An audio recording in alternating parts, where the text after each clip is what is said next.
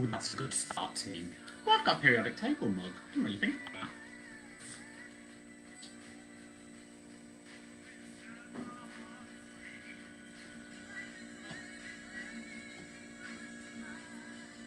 Hopefully, we are live, everyone.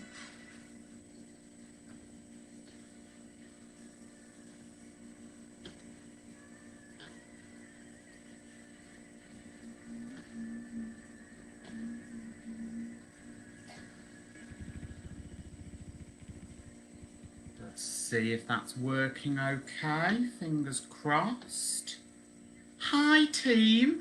Hello. Oh, I'm seeing comments. That's a good start. Hi, Lauren. Hi, Fiona. Just making sure everyone can hear me okay. I thought it would be a bit weird for us to sit in silence for the next couple of minutes until people join.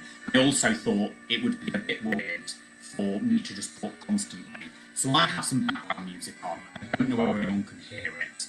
But if you can't, I'll turn it up. If it's too loud, I'll turn it down. I am currently a little bit out of touch, but I'm obsessed with Marisha Wallace's new album. It's called Tomorrow. It's on Spotify. It came out last year, 2020 last year. If anyone hasn't listened to it, please listen to it. Michael Ball's on it. What more could you want with life? Happy Thursday, team! Done. Done and done.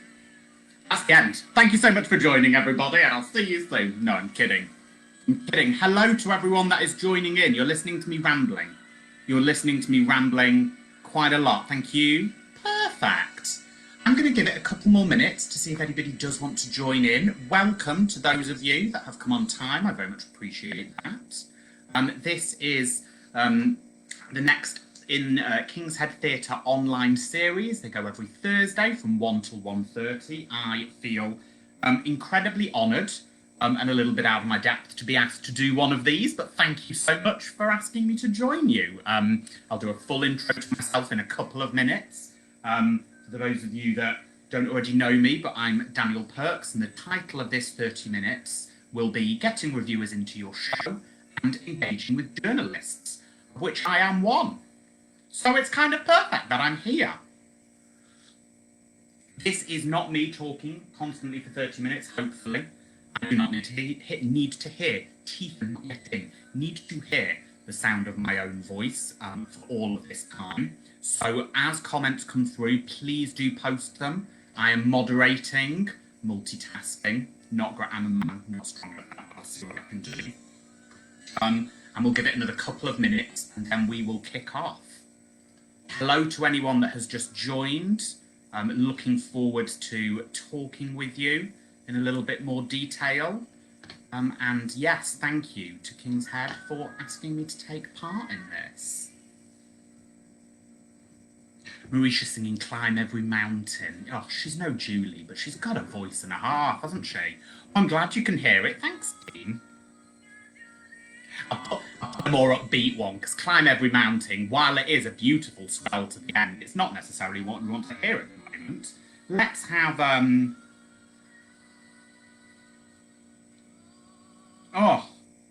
let's go to see first person. Hi, Camille. See if you can hear this background music. Marisha's doing a cover of a well-known 80s pop ballad, which I adore. We'll just pop that in the background. I will give it one more minute, and then I will kick off, everybody. Aww, I feel like I'm in the room with everyone, even though we're really not. Isn't it bad? No swearing, Daniel, no swearing. Isn't it bad at the moment? But hopefully soon, I hope everyone, I hope everyone is having a lovely sunny Thursday like me. And I've just looked out my window and it looks like it's going to rain. So I hope your weather's better than mine. Okay? Just turn this down a touch because this is getting slightly annoying.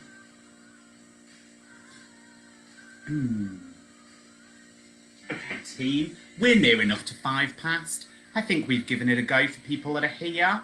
I hope everyone is well. Welcome. I'm going to keep the music going. I think it's nice to have some background, but if it does get annoying, do let me know. Do let me know. So, Welcome to this Thursday's King's Head Theatre Online, hashtag KHTOnline session. They do them every Thursday from 1 till 1:30 here on Facebook Live. And then for those of you who don't have time to or the opportunity to stay into it the whole time, they will be saved onto YouTube and through the King's Head Theatre blog. At the end, you can see the back catalogue. They've done some incredible people. They've had some wonderful people on these. Win some Pinnock, guys. That's all I need to say. But this one is about getting reviewers into your show and engaging with journalists. And it's delivered by me, Daniel Perks. That's me. I am wearing a jacket. I don't know if you can see, but because who has the opportunity to wear a nice jacket anymore?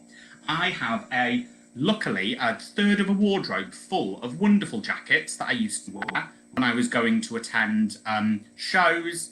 Do you remember those? Shows, non-online shows, in-person shows, sitting next to someone squashed. And I was absolutely livid at the pandemic for taking that away, so I'm wearing one again here. Hi, Simon, thank you for the comment. It's lovely. It's lovely to hear. It's lovely to hear from you. Wonderful. I'm just getting up to, so thank you so much for that. So a little bit about me. How did I get into all of this? I'll give you a quick bio on myself.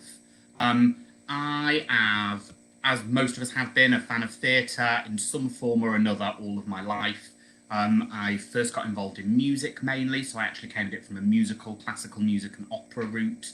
I was a performer when I was young, amateur performer, and then came back in as a journalist about 8 or so years ago now. I've been in London, I live in London, and I've been here for just over 10 years, and really adore the variety of theatre that you can get here. And that is not even the West End, which is what most people think of. That is just the whole variety, and that's not just for London, that's across the country, but there is a nexus of here in the capital. I started as a blogger and as a reviewer for many wonderful independent sites, and I'm going to shout out to these constantly throughout this 30 minutes because they are the grassroots, in the same way that the Fringe and the Off-West End is the grassroots of theatre making and touring into your local regional theatres, which are so important.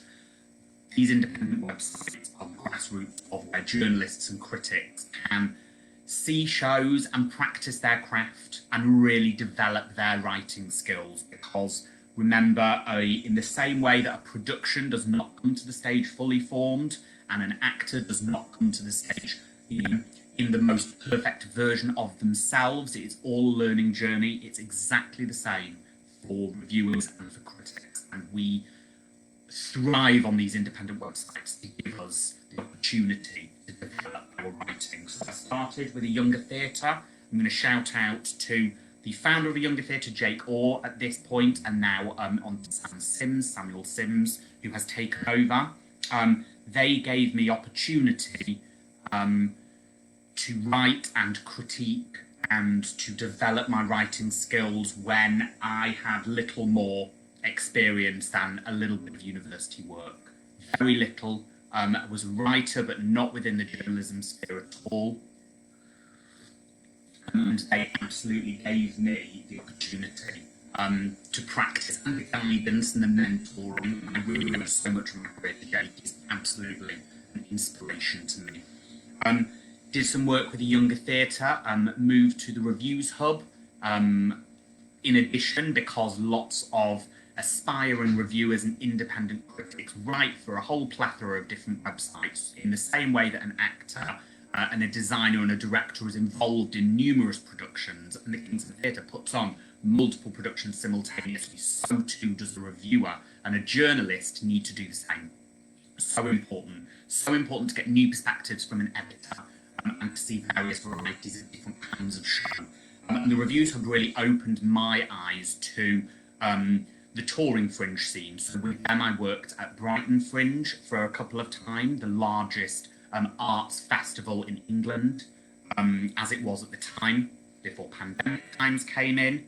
And again, an opportunity to see multiple shows back to back and really practice my reviewing critical eye under deadline, because that's so important. You know, there is the timeliness of a review and the timeliness of a piece is a huge responsibility on us as journalists, and one that we should take really seriously, because we absolutely have to go and critically analyse the production that we owe that company who's given us a free ticket, especially in Fringe when margins are so tight and people are not making huge amounts, if any, money on these shows, which is abhorrent as a side point. Then it's so important to get a quick turnaround on the review that comes through. I'm just seeing a comment from Simon. I'm going to shout out to Chloe later on, because absolutely Simon, Jenna, Chloe Nelkin Consulting are spectacular. And I will highlight a few more. I want to shout out some PRs as well. It's so important. As a journalist, engage with productions. They are more than worth their weight in gold in having review. So after the Reviews Hub, I'll speed this up a little bit. I went to Exeunt, which is the most beautiful website for allowing a writer to do what we call a long form piece. And that is a piece that looks in more detail at a production. It's not bound by 250 or 300 words, which is a skill to write and we have to work on. It allows us to delve deeper into what we think about a show. Excellent writing as a reviewer from 600 words, or as an editorial piece from, you know, it can be a couple of thousand sometimes words, is much more along a line of an American model. And the American theatre model, in terms of criticism, has got some real standout differences to the UK, which I think is fascinating. I can go into that if we want to in this session, but I'm very aware that this is about what can you do to get people into your shows and engage with us. Excellent shout out. Natasha Tripney, now Alice Saville, to the likes of Rosemary War, Hannah Green Street, just the most wonderful set of individuals giving you a platform. My blog at the time was called Culture by Night. It's where I did a lot of my Edinburgh Fringe reviewing work, and then I moved on to be the theatre editor of a culture magazine called Miro, which was a start-up at the time, and after Miro moved, prior to the pandemic, to What's on Stage, which for me was a really incredible opportunity to act as an editor on a platform that has a far-reaching audience, really important for engaging fans. And also for me, while Fringe theatre is my love, is absolutely my where I'm most comfortable. It was wonderful to be able to go to What's on Stage and have my opportunity to be opened up for all manner of different shows. So that is, and then the pandemic hit, and then everything just kind of has disappeared since then. But we're not going to think about the pandemic right now, because it's had too much airtime already.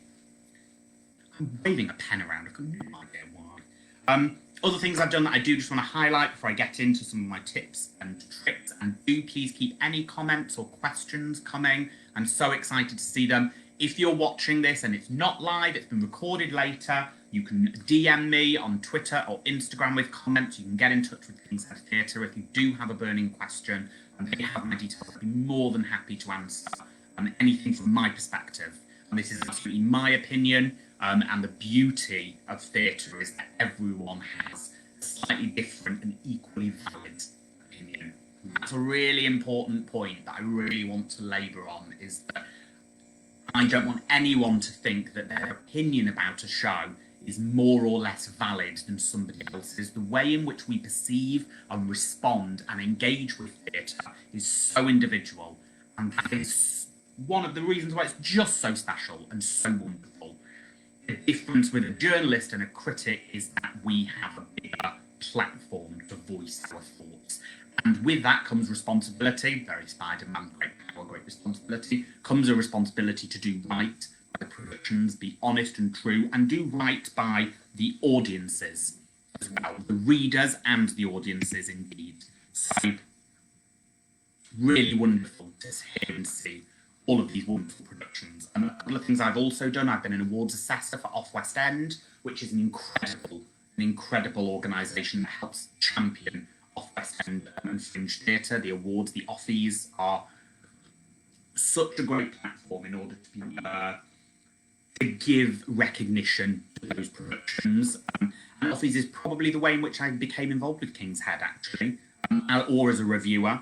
I've also been involved with a programme in Edinburgh called the Network of Independent Critics, which is a programme that helps independent journalists network and collaborate with each other during the Edinburgh Festival Fringe specifically.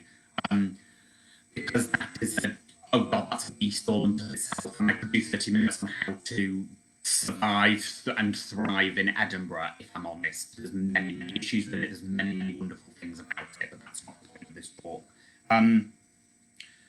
What do I love about King's Head? I'm running through some notes to try to really cover some things here. I just really adore the ethos of how King's Head Theatre champion the theatre that they want to programme. You know, I've engaged with them quite a lot through the opera scene and through the Off West End Awards. I was an opera assessor and then the organiser of the opera team. Wonderful team. I think Camille's on the call. Shout out to my opera peeps. Love it.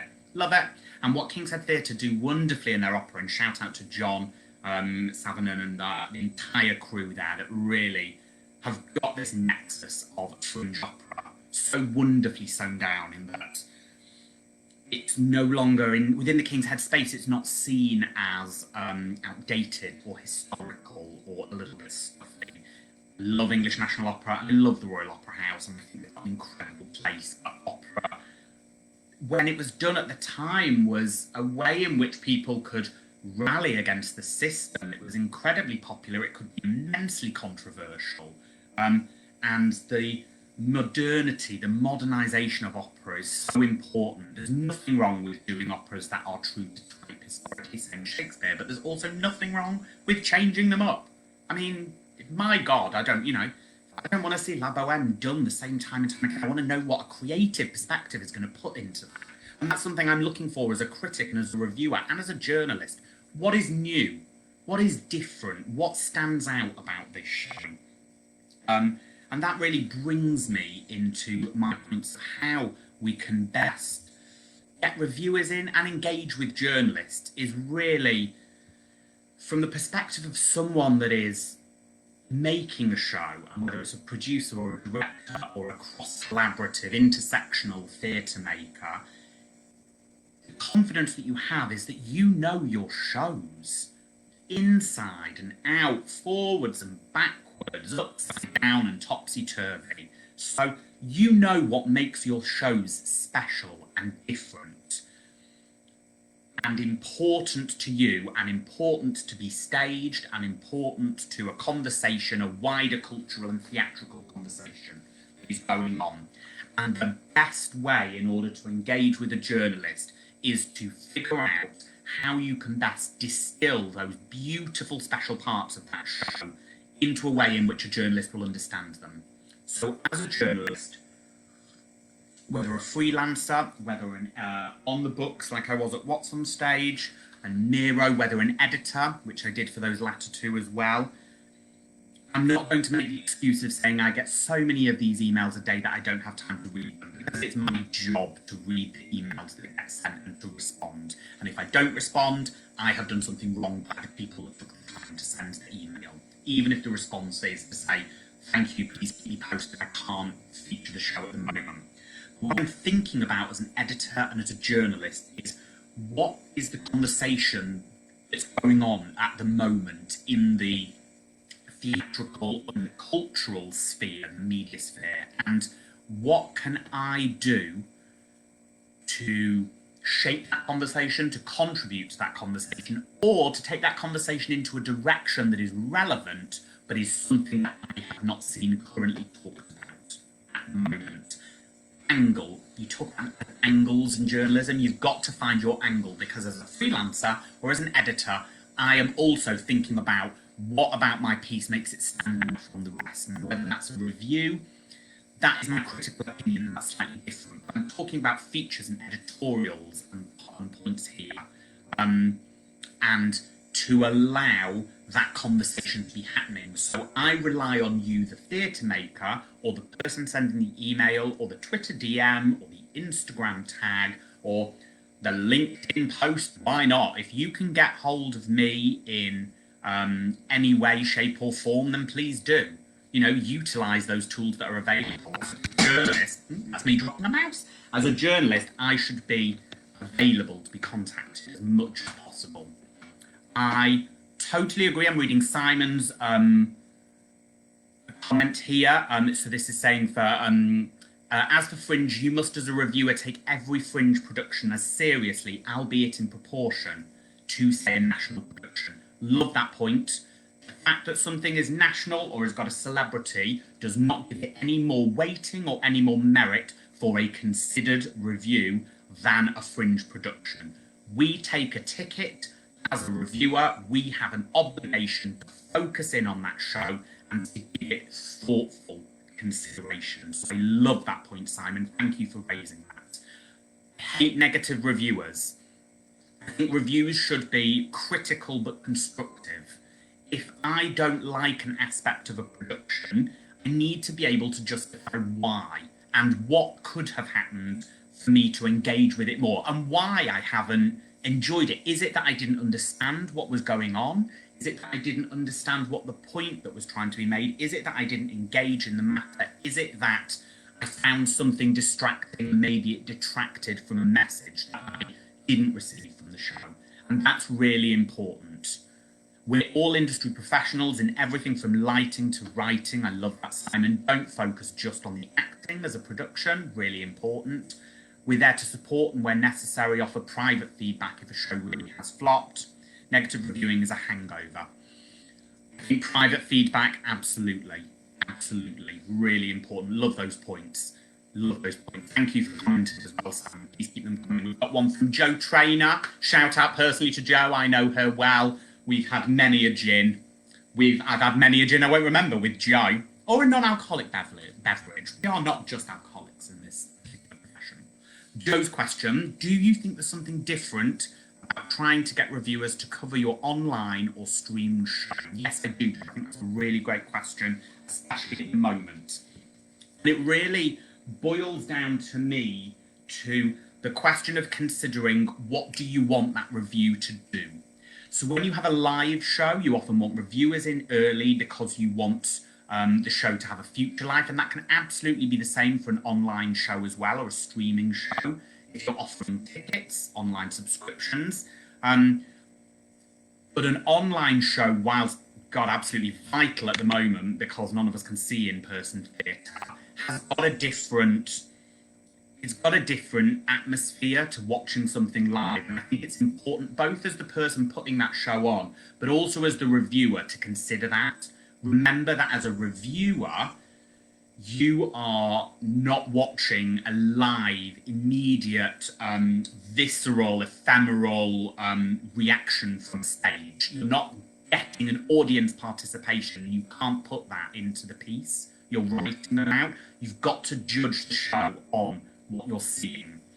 There is something different about it. It's something you absolutely should highlight as a reviewer if you've seen something online versus if you've seen something live, because you want your audience, the reader, to know what specifically you have seen and what you're watching and what the merit of that show is. And it's very difficult to judge what should be a live production, from my opinion, by seeing it online. The benefit is, of course, that so many more people can view it. So I am absolutely a fan of online theatre. I think it's so exciting because it restricts that need for being there in person. It opens up the potential audience base. You just absolutely have to write it out with that in mind as well. Thanks, Jo. Lovely question. That's Joanna Trainer. Joanna Trainer, excellent journalist. Lauren, hi Lauren. Do we avoid spoilers when approaching a reviewer? I'm not taking a sip for effects there, I really just needed the caffeine, but that's a great question. And yes, is the easy answer for that from me. I absolutely think you do, because I, as a reviewer, want to go to a show and feel a little bit like an audience member that's seeing that show. And you've got to remember that an audience member, if they're booking to see a show, the chances that they know things about it, some people will do some research, and if you know that that's your audience base, then brilliant. But I think you should absolutely avoid spoilers, because I'm not going to have that immediate reaction to a show that the audience will get when I'm reviewing. Now, I can write about that, of course I can, but you are then putting me as slightly separate from an audience member. I think that's a difficult balance.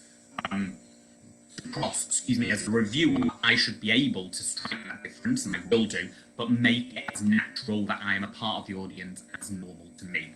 The slight disclaimer I will put on that is, of course, in the same way you would address an audience if there are aspects of a show that may be that may have adverse effects or may deal with sensitive topics. I do think it's important that you highlight those, because they catch an audience member off guard being really affected by a production in a negative way because they weren't aware of what was going to happen is unfair on that audience member. So I would say highlighting that is important. In the same way that you would highlight if the production was strobe lighting, your mental health and your physical health should be considered as one in those aspects. But great question, Lauren. For me, avoid spoilers. Mirage, hi, how are you, darling? How do you feel about scratch nights where they show scenes rather than the full play? Would you review these also? I would flip that slightly and think about, Mirage, with the few minutes we've got left, what you would want a reviewer or a journalist to say about that show based on what they're seeing. And I would say that with bear in mind that quite often, this is a generalisation, I apologise, but scratch nights are a little more rough and ready, and that's exactly the point. They're not going to have set, they're not going to have necessarily the extent of the costume or lighting design that a larger production dedicated to that subject material will have. It's great for a reviewer or a journalist, if you want to invite them along, distinction, a journalist, to get a tidbit of that show so that you can go, if you like it, here is when the full production might be happening, or to make a contact. And if they're available, it's always great for journalists to try and get one up on their contemporaries, to think about what the next big show might be, or what the next big actor or director might look like. We're always looking for the future star, because we want to say we wrote about them first, we're conveying in that respect.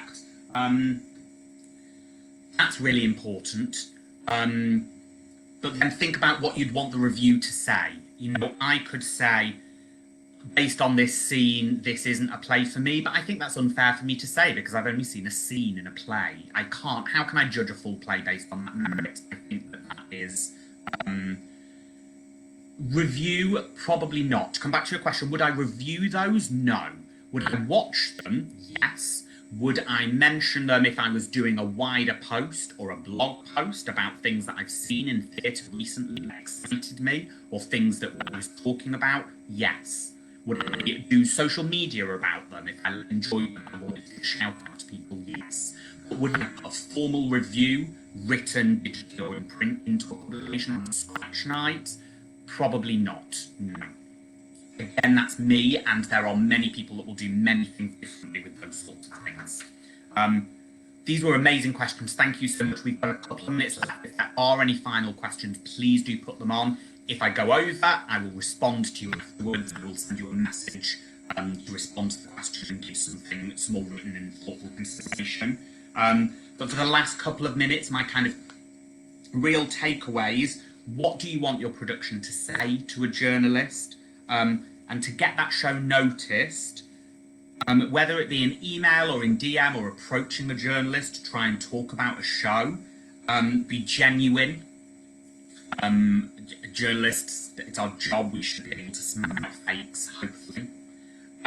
Be prepared, know what you want to say about that production if you're in an email, and keep it focused. Really, right to the start, right at the top of the email or the pitch or whatever it is, get right to the point about why you want me to see this show. And don't be afraid to be bold about it. I'm messaging you because I want you to see this show. Here is 2-3 reasons why you have to come and see it. Come and see it. I don't mind people being direct. It's your production. You deserve to have people there to see it. And if we could see them all, we absolutely would go and do that. And at this point, all of those tips, I would give my shout out, right as Simon did right at the start, to the value of a PR. Now, I know they cost. I think they're worth their weight in gold. I would have frequent meetings, coffee meetings with PRs, because it's a wonderful way to do a couple of things. One, get a heads up on all of the shows on their books in a very quick amount of time, especially for something like Edinburgh Fringe, when there is so much that we want to be covering and can't. But also, PRs are underrated in their ability to market. Thanks, Simon, bless you. In their ability to market, in their ability to sell, and in their ability to craft narrative about a show. PR is so underrated as a writer.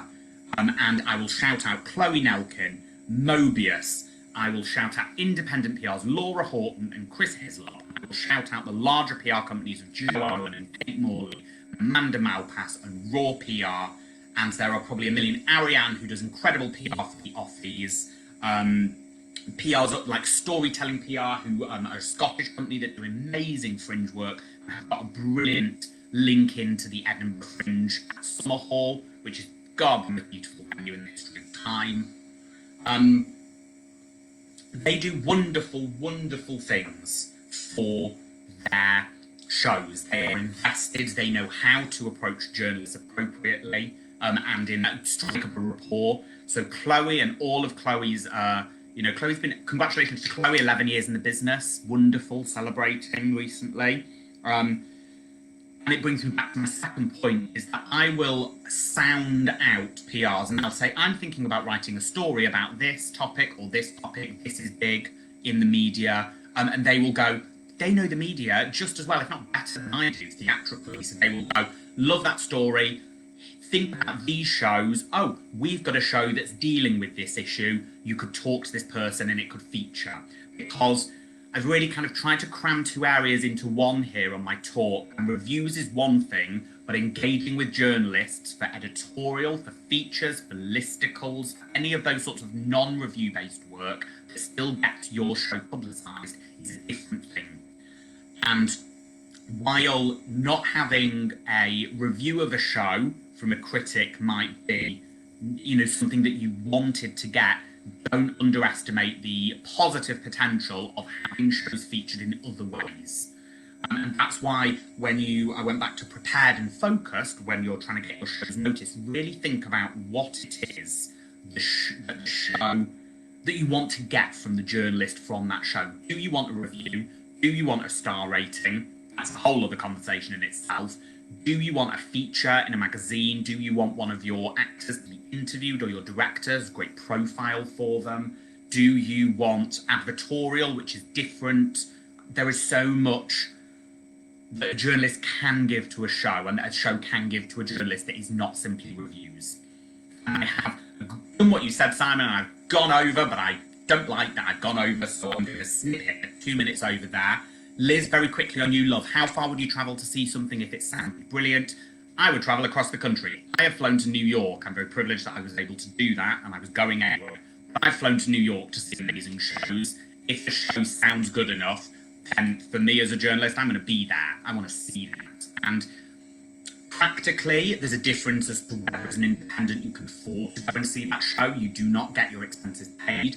Versus if you're with a publication that pays your expenses and you're on their books as a permanent member of staff, that's a conversation between independent journalists and hired for specific publication journalists. Again, it's an entirely different matter. I'm more than happy to have further conversations about that and what my little old 2 pence worth is on all of that. But for now, having gone over, it brings me to the end, to having shouted out for the wonderful people like PR and Chloe Nelkin. I will shout out a thank you to King's Head, because aren't they just brill? Aren't they just fab? Don't we love them? Don't we love them? I know so many people are listening, but I do love you, and I've not seen you in ages. Hashtag KHTOnline. Talk about it on social media. They do these shows every Thursday from 1 to 1:30, these talks, from 1 to 1:30. Look at their Instagram, look at their Twitter. They do it as Facebook Lives, but then they save the videos onto YouTube. Go back through some of their past videos. I went through them. I rewatched Chloe Nagan. Amazing. PR and Marketing 101. Nicola Chang. Sound design. The things that Nicola doesn't know about sound design. Incredible insight. Just spectacular. It's mentioned in earlier, John. Some great associate with theatre. I know him from the opera world. He gives some wonderful ideas about storytelling and how important that is. And yeah, keep on listening to them. Keep on listening to these sessions. I'm going to be tuning in. So all it remains for me to say is thank you for listening. I hope somebody was. Someone's asking questions, so thank you for your questions. I am Daniel Perks. I'm at dperks13 on Twitter or Daniel Perks13 on Instagram, or you can find me on Facebook. If you have any more questions, do ask them. And stay safe, keep well, and I hope that we can meet up soon to see something on a stage, in person. And I am going to celebrate so hard when that happens. If I don't remember you that night, it's because I got drunk and passed out with joy. On that bombshell, I will see you soon. Thank you, everybody. Mwah. Big love and take care. Oh, I should end with Marisha Wallace. I feel like I should have had something to say. Gorgeous. Gorgeous. Bye, everybody. Mwah.